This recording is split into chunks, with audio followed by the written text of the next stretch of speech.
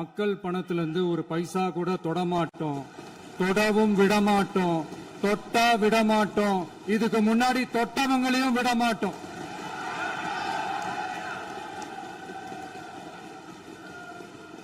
ஒவ்வொரு ஊழலா வெளியில வரும் போலயே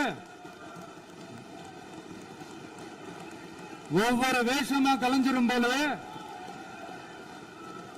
இங்க இருக்கிற நிறைய பேரு நடுங்கி போய் இதுல நம்ம மேல அவதூறு வேற. இப்ப புதுசா ஒரு வெப்பன் ஒண்ணு கொண்டு வந்திருக்காங்க. அது என்ன தெரியுமா?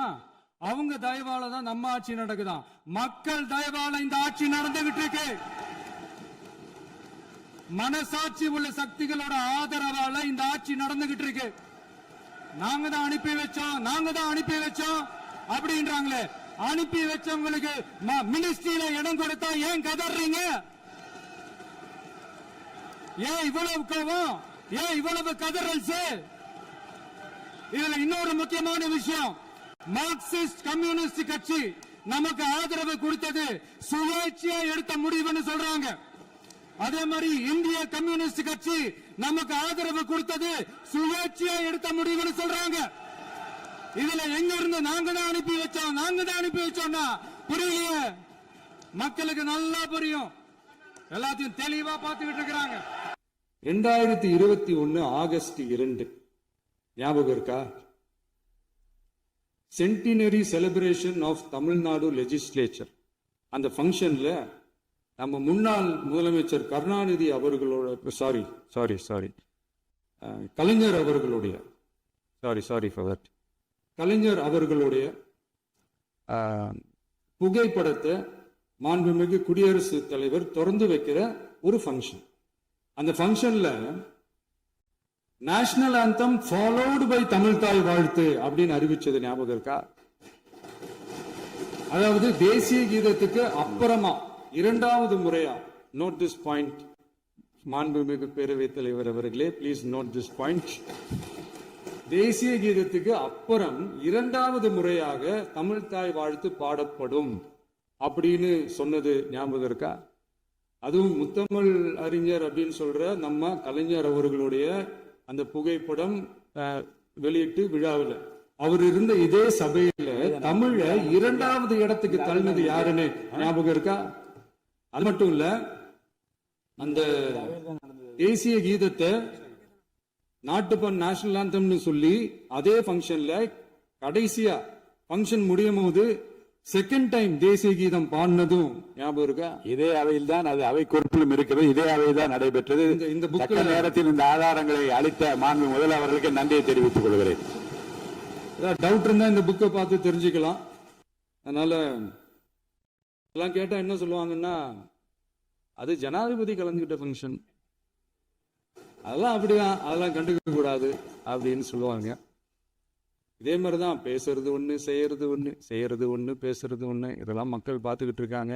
எலெக்ஷனுக்கு முன்னாடி தான் அப்படி செஞ்சுக்கிட்டு இருந்தாங்க. இப்ப எலெக்ஷனுக்கு அப்புறம் அதே தான் செய்யறாங்க. இந்த சமூக நீதி அரசுன்னு சொல்றவங்களை பார்த்து கேட்கிறேன், நம்ம பட்டியலின சகோதரர்களுக்கு எத்தனை அமைச்சர் பதவி கொடுத்தீங்கன்னு கொஞ்சம் சொல்ல முடியுமா?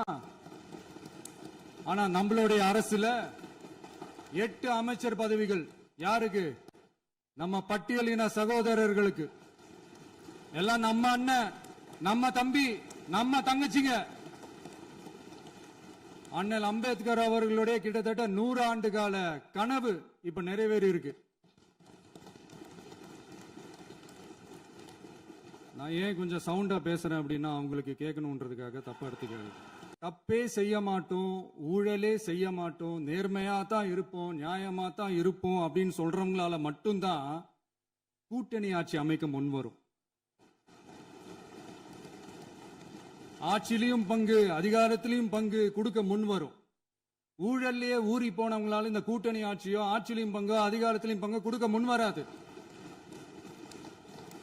மெஜாரிட்டி இருந்தாலும் தரமாட்டாங்க, மெஜாரிட்டி இல்லைனாலும் தரமாட்டாங்க. கேட்டா ரெடிமேடா ஒரு பதில் ஒண்ணு வச்சிருப்பாங்க, கூட்டணி ஆட்சியை மக்கள் விரும்ப மாட்டாங்கன்னு. அதே மக்கள் தான் இப்ப அவங்கள பார்த்து சிரிக்கிறாங்க.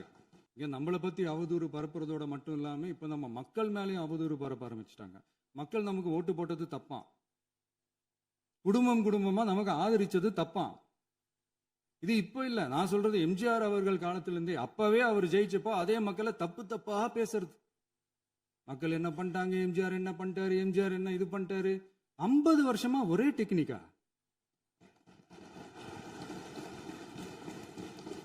டெக்னாலஜி எல்லாம் மாறி வேற எங்கேயோ போயிட்டு இருக்கு பஸ். இதுல கொஞ்சம் டெக்னிக்காச்சும் கொஞ்சம் மாத்தினா கொஞ்சம் நல்லா இருக்கும். எனக்கு ஒரு குட்டி கதை ஒன்று ஞாபகம் வருது, சொல்லாமா? ஒரு ஊர்ல ஒரு பெரியவர் வெயில் ரொம்ப ஜாஸ்தியா இருக்குன்னு சொல்லிட்டு கண்ணுக்கு மேல கை வச்சுக்கிட்டு இப்படி சுத்தி முத்தி தேடிக்கிட்டு இருந்தாராம். அப்ப கூட இருந்த ஒரு சின்ன பையன், என்ன தேடுறீங்க அப்படின்னு கேட்டானா. அதுக்கு அந்த பெரியவர் சொன்னாரா, அது ஒண்ணு இல்ல தம்பி, உங்க அப்பா இங்கதான் இருப்பாருன்னு சொன்னாங்க, அதான் தேடிக்கிட்டு இருக்கேன். எங்க உங்க அப்பாவையா காணோம்?